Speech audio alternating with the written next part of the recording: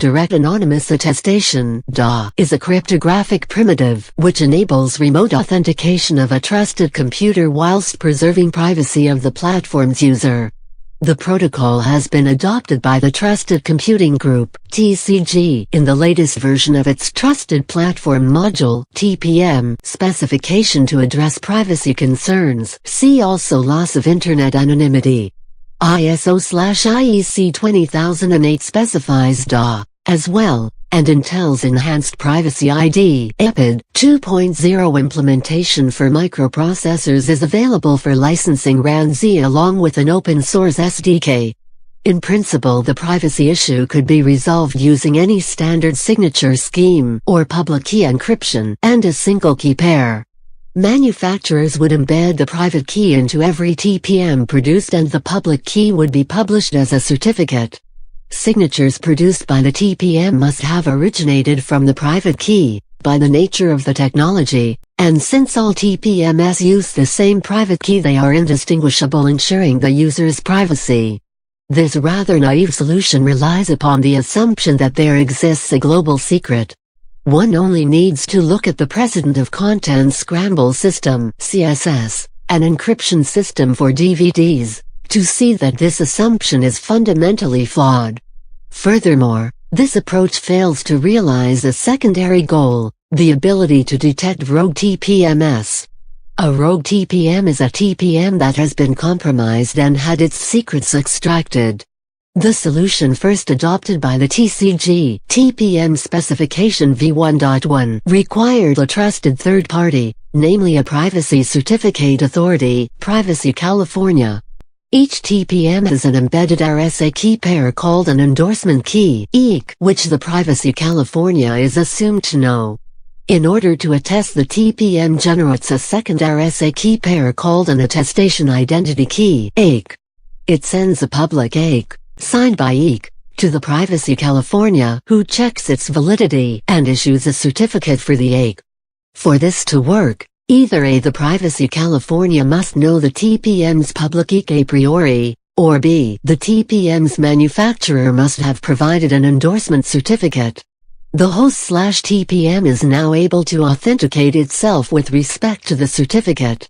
This approach permits two possibilities to detecting rogue TPMs. Firstly, the Privacy California should maintain a list of TPMs identified by their EIK known to be rogue and reject requests from them. Secondly, if a Privacy California receives too many requests from a particular TPM, it may reject them and blacklist the TPM's EIK.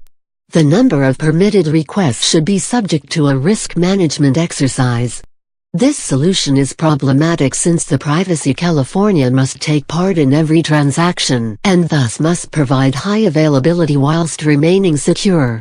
Furthermore, privacy requirements may be violated if the Privacy California and verifier collude.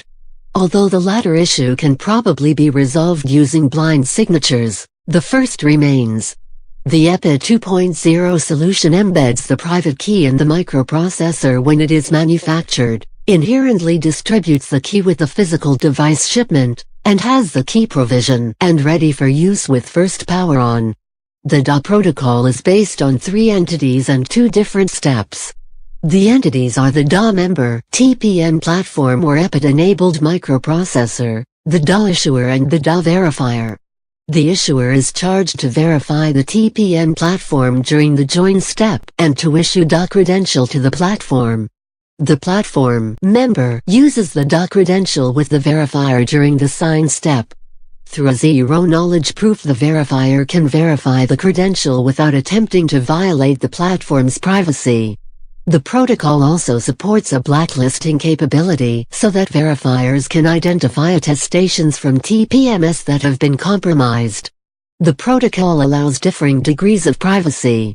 Interactions are always anonymous, but the member/verifier may negotiate as to whether the verifier is able to link transactions.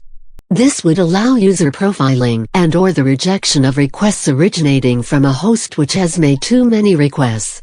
The member and verifier can also elect to reveal additional information to accomplish non-anonymous interactions, just as you can choose to tell a stranger your full name, or not.